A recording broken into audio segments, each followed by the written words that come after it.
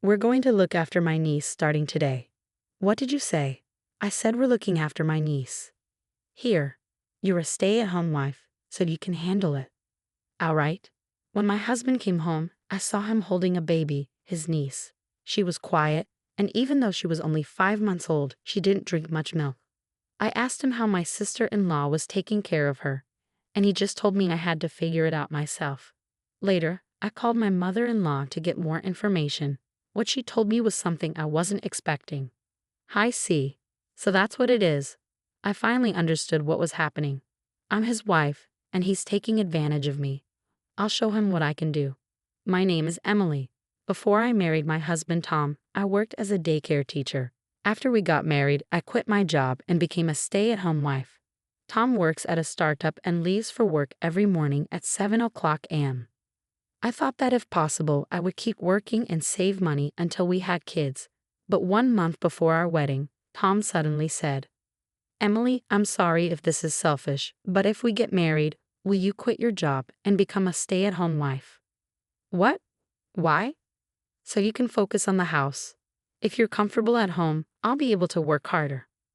I think we should both keep working until we have kids. I know, but I really want you to stay at home. I'll give you enough money each month. What do you think? He was so serious, there was no room for me to say no. I've always liked doing housework, so I agreed. That's how I ended up becoming a full-time stay-at-home wife after getting married. 2 years later, for the second month in a row, I didn't get the money from Tom. I decided to talk to him about it during dinner. Hey, I need to pay the rent soon, and I'm planning to go to the hair salon tomorrow. Can I have the money for this month? Oh, about that. Can you manage with half the amount this time? Why?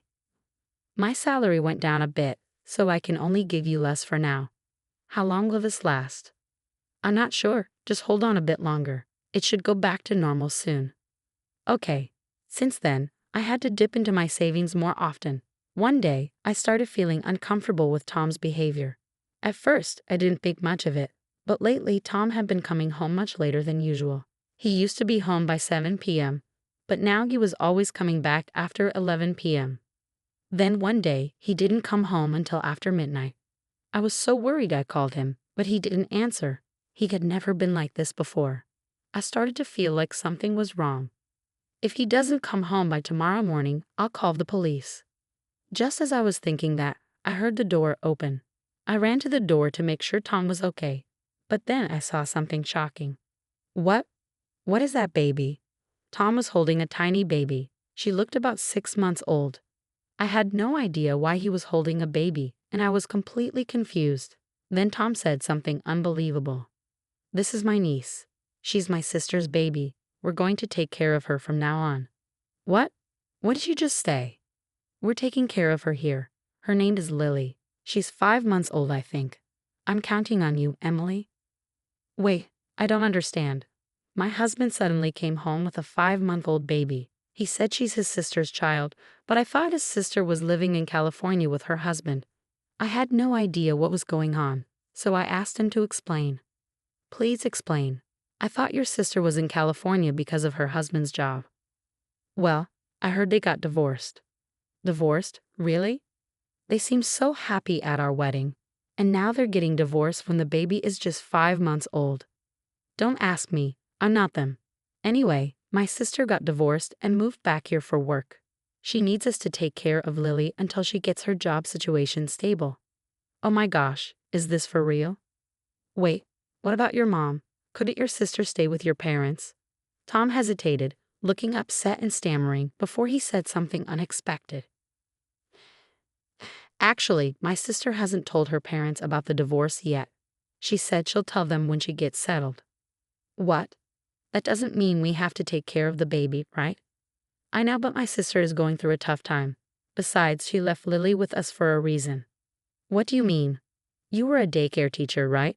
So you know how to take care of babies. And since you're a stay-at-home wife, you have free time during the day. What's that supposed to mean? You have free time because you're a stay-at-home wife? I don't get it. You know what I mean. Come on, Emily, here. My husband pushed me to take the baby and walked into the house. I thought we were going to discuss what to do, but he just started drinking beer like nothing was wrong. Tom, are you kidding me? I raised my voice, and my niece, Lily, started crying loudly. Tom didn't seem to help, so I asked him out of frustration, "Where are the diapers? She's crying. I'll change her and give her some milk." "What's that?" "I didn't bring anything." "Huh? You didn't bring any of her baby things from your sister?" "I don't think so." "Are you serious? Then what are we going to do with her?" "I don't know." Tom got upset and kept drinking his beer. I had no choice but to leave Lily with him and run to the 24-hour drugstore. I bought diapers, baby formula, bottles, and wipes. Her skin was so dry. I also grabbed some moisturizer. I quickly paid and ran home. I changed her diaper, fed her, and gave her a bath. She finally calmed down. I used to work as a daycare teacher, so I knew how to care for her. But I was still confused by the situation. It was already past midnight. While I was giving Lily a bath, Tom had already gone to bed. The next morning, when I saw Lily was asleep, I woke Tom up. "Hey Tom, wake up." "Huh? What is it?" "I was up late last night. I need more sleep." "Don't be silly, it's your day off. Lily needs some clothes. She doesn't have anything to wear." "I'll get them. Just watch her, okay?" "What? Why? It's getting colder. Why is she only wearing underwear?" "Don't tell me. My sister gave her to me like that." "That's irresponsible. Anyway, I'll get her something fast. Just don't let her out of your sight." I told Tom, who was still in bed, and rushed to the nearby mall. I bought clothes and toys for Lily, then hurried back home. As I opened the front door, I heard Lily crying. I rushed into the living room and saw her crying hysterically on the sofa. Tom was standing next to her, playing with his phone, watching a video without paying attention to her. "What are you doing, Tom?" She started crying so much. "Why did you leave her alone? Don't you care enough to hold her or stop watching your video? Why are you so upset? It's not a big deal. Now that you're home, just give her some milk." "Huh? Don't make me do everything." "I've been paying for everything out of my savings, not just today, but for the past few months. Will you give me that money back?" "Well, that's enough. This situation is ridiculous. I'm going to talk to your sister directly. Give me her contact information.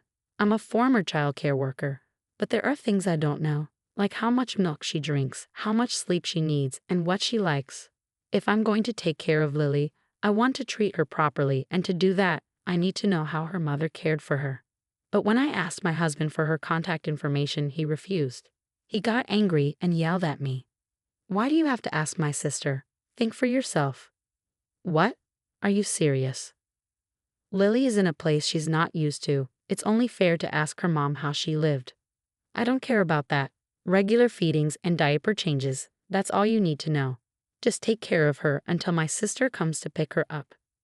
"Seriously, what the hell, Tom?" Tom sighed loudly, got up from the sofa, grabbed his wallet and phone, and walked out. Unbelievable. So irresponsible. What is he thinking when he was the one who brought her here? I need to take care of Lily in a safe, secure environment. I decided to reach out to my mother-in-law for help. Although Tom had said she didn't know about his sister's divorce, I couldn't worry about that right now. After taking care of Lily and putting her to bed, I called my mother-in-law. "Hello? Hi, it's me, Emily." "Oh, hi, Emily. It's been a while." Lily, who had been sleeping, cried softly in response to my voice. My mother-in-law heard it and sounded surprised. "Emily, I just heard a baby cry." "I'm sorry, that's actually why I'm calling. I have some questions about Lily. Can you give me your daughter's contact information?" "My daughter? What does she have to do with the baby?" "What?" Because Lily is her child. That's what Tom said when he brought her home." "No, that can't be true. My daughter has a girl, but she's already 3 years old, and my daughter's family is on an overseas trip." "What?" My mother-in-law's words confused me. They didn't match what Tom had told me. "Oh, is your daughter divorced?" When I asked the most important question, she sounded surprised and said no. "Divorced? No way. They just visited here last month. There's no way she's divorced." At that moment, everything Tom had said about Lily started to fall apart. I couldn't trust him anymore. My mother-in-law seemed to feel the same way and asked in a worried voice, "Emily, then Tom brought the baby with him, right? He told you it was his niece." "Oh my gosh. I know. I'm sorry. I think I need to investigate. I don't think the results will be good. I know, I heard you. I'll keep quiet until we know the truth. After talking to my mother-in-law, I quickly looked up a detective agency. I didn't have time to visit in person, so I found out I could request an investigation online. I immediately asked for a background check on Tom. For a few weeks, I tried to stay calm. My husband was always home after midnight, like he didn't want to be around me. One week, an investigator came to my house with the results of the background check. As I expected, my husband was having an affair. Every night after work, he would stop by his partner's house. The investigator also told me that Lily was probably the child of the affair. My husband had left her with me because he knew I was a daycare teacher and didn't want her to be disturbed. I couldn't stop being angry at my husband for being so selfish and horrible. I waited for him to come home that night, past midnight. When he came home, I confronted him. "Welcome home. Did you enjoy your time with your mistress?" "What? What do you mean, mistress?" "I know everything." "What?" I showed him pictures of the affair. He went pale and looked shocked. "When did you take those pictures?" "I called your mom for your sister's contact info.